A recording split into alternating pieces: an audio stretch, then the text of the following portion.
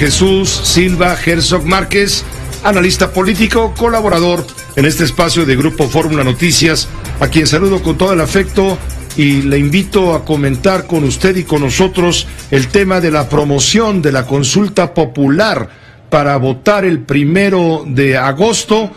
En pocas palabras, si el pueblo de México quiere enjuiciar o no a los expresidentes de la República, de Carlos Salinas a Enrique Peña Nieto, pasando por Vicente Fox, Felipe Calderón, Ernesto Zedillo, desde luego. Jesús, ¿cómo te va? Muy buenas noches. ¿Crees que esta consulta es resultado de qué? ¿De un capricho presidencial?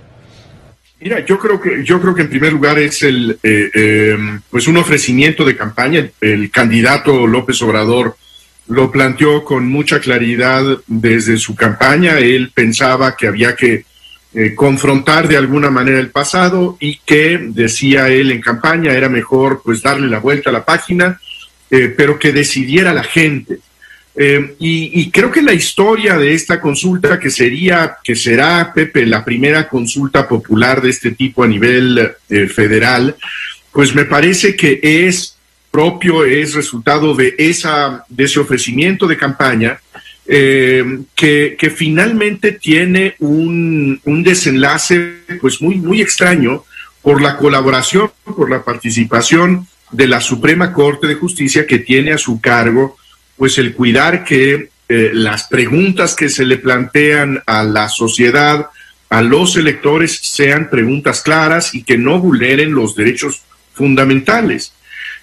Y creo que el resultado que se obtuvo de esta participación de la Suprema Corte de Justicia es terriblemente confuso. Si nosotros leemos la pregunta, no la puedo yo repetir, la tendrás por ahí, la habrán leído quienes nos escuchan.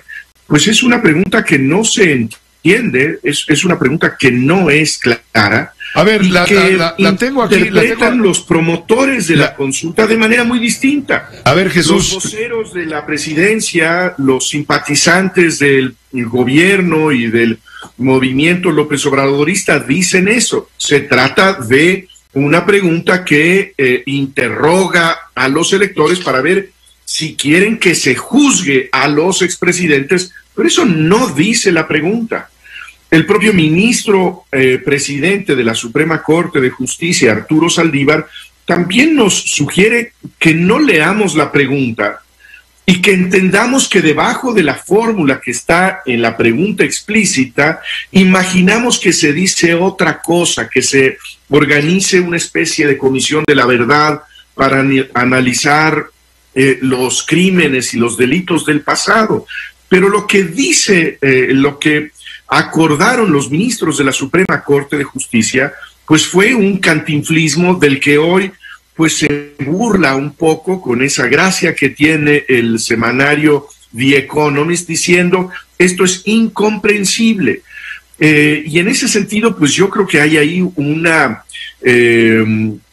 participación muy desafortunada de la Suprema Corte de Justicia, que en lugar de rechazar esta pregunta, que a mí me parece que es constitucionalmente inaceptable, el hecho de preguntarle a la gente si se inician o no se inician procesos judiciales, pues llegó a la conclusión de que había que enredarlo todo con una pregunta que nadie entiende y que quiere responder como le da la gana, imaginando la pregunta que corresponde a sus deseos, no a lo que dice la pregunta. Ahora, Jesús, ayer comentábamos con el consejero ciudadano Ciro Murayama lo necesario para que el resultado de esta consulta de participación democrática, sin duda, sea vinculante, es decir, que se tome en cuenta. Tienen que participar el 40% del padrón, que supera los 93 millones de ciudadanos. Para ese 40% harían falta 37.5 millones de votos.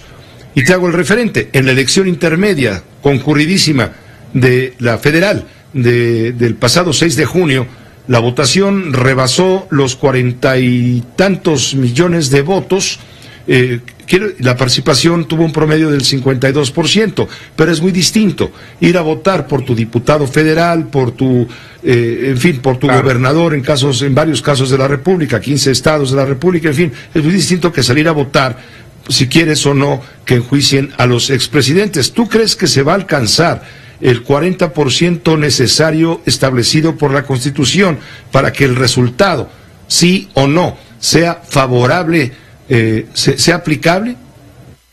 Me parece muy improbable, Pepe, el hecho el que podamos nosotros tener una participación que haga que este ejercicio tenga los efectos que se buscan.